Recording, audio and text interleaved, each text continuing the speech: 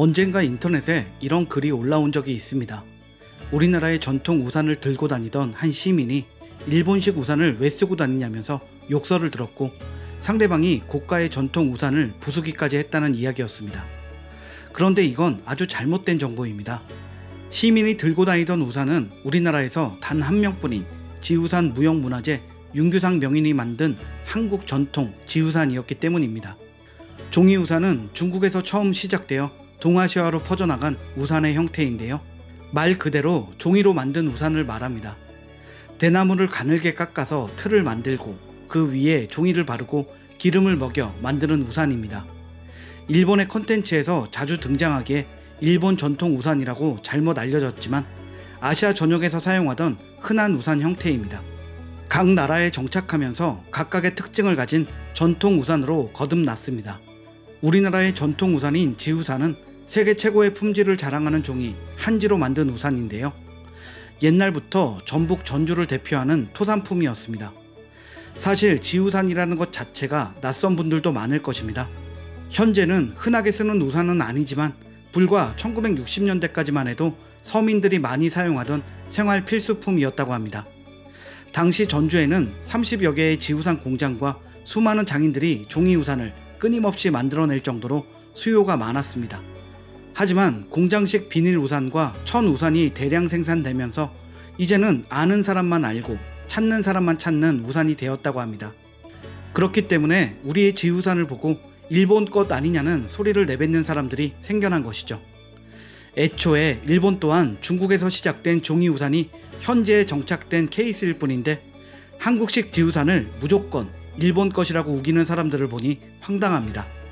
우리의 지우산을 좀 더 알리고 사용을 독려해야 하지 않나 생각이 듭니다. 다시 예전처럼 비오는 날 한국의 지우산을 쓰고 거리를 거니는 사람들을 보는 것은 국내 유일의 지우산 명인인 윤규상 씨가 평생 그려온 꿈이기도 합니다.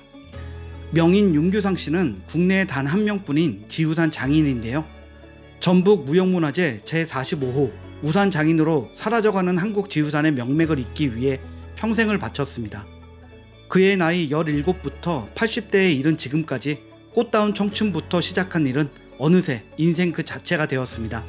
단 한 명 남은 명인이 거친 대나무에 수없이 손을 베어가며 만들어온 지우산. 혼자서라도 한국 전통 우산의 명맥을 지켜야겠다는 신념을 갖게 한 뛰어난 한국 지우산에 대해 알아보겠습니다. 한국의 지우산은 고풍스러움에 있어서 남다른 퀄리티를 자랑합니다. 현란한 문양이 없는 우산도 강렬한 색감으로 눈을 사로잡습니다. 하나의 지우산을 완성하는 데에는 굉장히 오랜 시간과 품이 듭니다. 윤규상 명인은 전남 단양에서 3년생 대나무를 직접 구입해 쓰고 있는데요. 대나무를 수개월간 말려서 우산의 대와 살, 꼭지 같은 것을 손수 깎아 조각합니다. 수제우산 제작 과정 중 가장 어려운 부분이라는 우산 꼭지는 장인이 직접 떼죽나무를 깎아서 사용한다고 합니다. 작은 원형의 나무에 36개에서 70개의 홈을 일정하게 파내는 것은 보통의 기술로는 어렵습니다. 우산을 구성하는 부속품끼리 어긋남 하나 없도록 모든 것을 재고 깎고 다듬습니다. 가장 중요한 재료인 한지는 끓인 들기름을 발라서 기름막을 덧입혀야 하는데요. 들기름을 한지에 먹이고 열흘 정도 온돌방에서 말리면 기름이 끈적거리지 않는다고 합니다. 그러면 빗물이 스며들지 않는 방수 효과를 낼 수 있습니다. 우리 고유의 온돌방까지 동원된다니 재료부터 제작 과정까지 모두 한국만의 전통이 깃든 우산이라고 할 수 있습니다. 제작 과정을 담은 영상을 보시면 명인의 손에서 탄생하는 한국의 특별한 전통 예술품이라는 말이 절로 나옵니다. 잠시 함께 보시죠.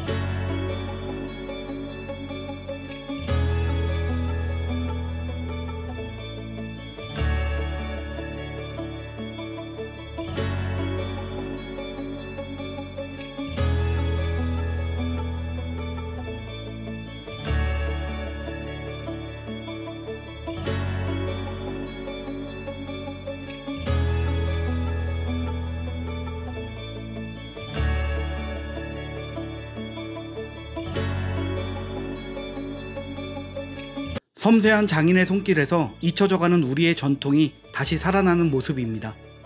한국의 지우산이 특별한 것은 가장 중요한 재료인 한지가 세계 최고의 종이이기 때문입니다. 한지는 질겨서 쉽게 손상되지 않지만 동시에 부드러운 재질감 또한 가지고 있습니다. 한지의 주 재료인 당나무 껍질은 서양식 종이를 만들 때 쓰는 나무 껍질보다 섬유질이 길고 질겨서 보다 더 강한 종이를 만들 수 있다고 합니다. 양지는 최대 보존기간이 200년 정도인데 비해 우리나라의 한지는 1000년 이상 보존할 수 있다고 하죠. 그런 한지로 만들어진 우산이라니 품질의 우수성은 두말하면 잔소리입니다. 최근에는 젊은 세대 사이에서 지우산이 화제가 되기도 했는데요. 한국 전통 공예품에 관심이 많았던 양태호 디자이너가 자신의 SNS에 지우산으로 만든 파라솔 사진을 올렸더니 젊은 청년들이 폭발적인 반응을 보였던 것이죠. 가치 있는 것에 소비하기를 아끼지 않는 MZ세대 사이에서 장인이 만든 명품 우산, 세련되고 특별한 한국 전통 우산으로 알려지면서 이슈가 되었습니다. 친환경 재료로 만드는 우산임이 홍보되면서 엄청난 반응을 얻었고, 일본식 우산이 아닌 우리의 전통 지우산을 좀 더 알리자는 자발적인 홍보 현상도 일어났습니다. 앞서 지우산을 만드는 이가 윤규상 명인 한 명뿐이라고 소개했는데요. 명인이 없으면 우리나라 전통 우산은 맥이 끊기는 상황이었습니다.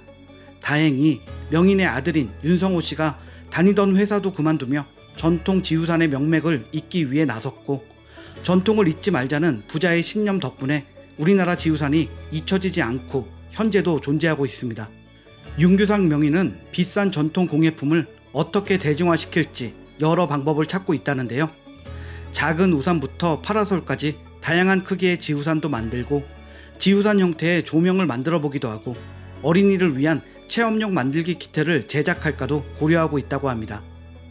앞으로 전통적인 지우산을 여러 컨텐츠에서 만날 수 있기를, 성공적으로 대중화되어 우리의 지우산이 일본식 우산이라는 말도 안 되는 오해를 받는 일이 더 없기를 바랍니다. 오늘 영상은 여기서 마치겠습니다. 시청해 주셔서 감사합니다.